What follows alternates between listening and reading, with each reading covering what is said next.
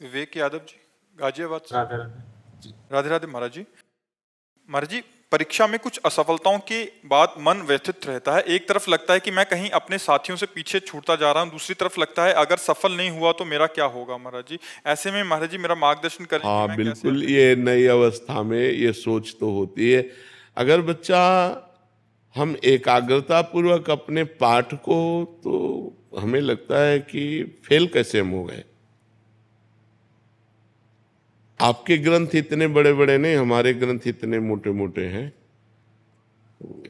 स्वाध्याय हर चीज का 10 साल पहले पढ़ा होगा, अगर वो बात पूछोगे तो अभी 10 मिनट में पूरी उसकी व्याख्या करके बता देंगे। अगर आप प्रयासरत हो, प्रयत्नरत हो, तो अपने विषय में असफल कैसे हो जाते हो। या तो आप ब्रह्मचर्यहीन हो रहे हो, इधर उधर प्रपंच कर रहे हो, अपनी पढ़ाई से विमुख आचरण कर रहे हो, मनोरंजन कर रहे हो।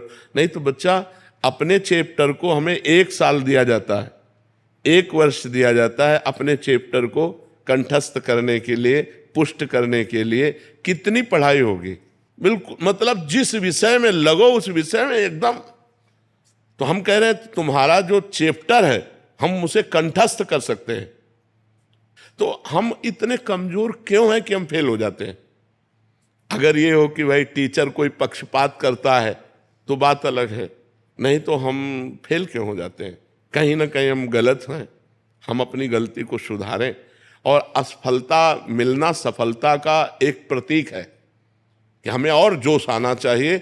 आप जीवन में कभी असफल नहीं होंगे। रात दिन पढ़ाई करो, ब्रह्मचर्य से रहो, भगवान का नाम जप करो, माता पिता की आराधना करो। कौन सी उन्नति जो तुम्हारे चरणन चूम ले, कौन सी उन्नति जो चरणन चूम ले। इसलिए हमें तो लगता है कि हम अपने धर्म ग्रंथों को ऐसे याद किए हैं जैसे काका गागा नहीं याद किया जाता, ऐसे याद। उठते बैठते चलते फिरते जो पद है, पूरी 84 जी, पूरा सुधानिधि जी, पूरी सेवकवाणी, पूरी स्फुटवाणी, उसे जिस विषय में लगे तो अपने विषय में लगे, जिस विषय में लगे तो एकदम लगे। तो आप फेल कैसे हो गए। अपने विषय का ज्ञान आपको क्यों नहीं है। ऐसा तो कोई चैप्टर प्रश्न दिया नहीं जाता जो क्लास का ना हो। मान लो आप 12वीं में हैं तो 12वीं के क्लास के अंतर्गत ही आपको दिया जाएगा। ऐसा नहीं है कि आपको आगे का दिया जाए। आप जितनी क्लास में पहुंचते जाएंगे योग्यता, उतना ही आपको प्रश्न दिया जाएगा। तो हमको अपने चैप्टर को घुस करके घुन की तरह लगना चाहिए। जैसे गेहूं में घुन लग जाता है ना, पूरा खोखला कर देता है, ऐसे में अपने चैप्टर में लग करके पूरे चैप्टर को अपने माइंड पे बैठा लेना चाहिए। हमारा माइंड बहुत विस्तार से है, अनंत जन्मों के संस्कार भरे हुए हैं, छोटी सी चिप में मन की अनंत जन्मों के। तो ये सब पूरा आपको भर लेना चाहिए। कहीं ना कहीं आप प्रमाद कर रहे हैं, कहीं ना कहीं आप त्रुटि कर रहे हैं, उसको संभालिए। नहीं तो ये निराशा ऐसी बढ़ जाएगी कि जीना मुश्किल हो जाएगा। बच्चे अभी बच्चे हैं ना, अब जैसे देखा कि जैसे इन्होंने कहा हमारे दोस्त सफल हो रहे हैं, तो दोस्तों के सामने नीचा, घर परिवार में जाने पर कि यार हमने यार इतने रुपए लगाए और तुम फेल हो गए, यार ठीक नहीं है। अब वो अंदर से इतना घुट जाता है कि उसे एक रास्ता दिखाई देता है। ऐसे कोटा में बहुत से बच्चे जो करते हैं, उसका कारण है कि उनको एक रास्ता नजर आता है कि अब मित्रों में कैसे जाऊं और घर के परिवार वालों को कैसे मुंह दिखाऊं। हर जगह ये आता है कि फेल फेल फेल, तो इससे अच्छा है कि हम कर लेते। कोई रास्ता थोड़ी है।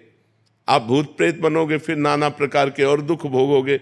हमें चाहिए कि हम अपनी गलतियों का सुधार करें। मोबाइल में रील देखने में समय बर्बाद ना करें, गेम देखने में बर्बाद ना करें, गर्लफ्रेंड बॉयफ्रेंड वाली झंझट में ना पड़े, इस प्रपंच में ना फंसे। अगर आप सही से चलो और ब्रह्मचर्य धारण करो तो ब्रह्मचर्य में इतनी सामर्थ्य है कि सब कुछ याद हो सकता है। बच्चा सब कुछ याद हो सकता है।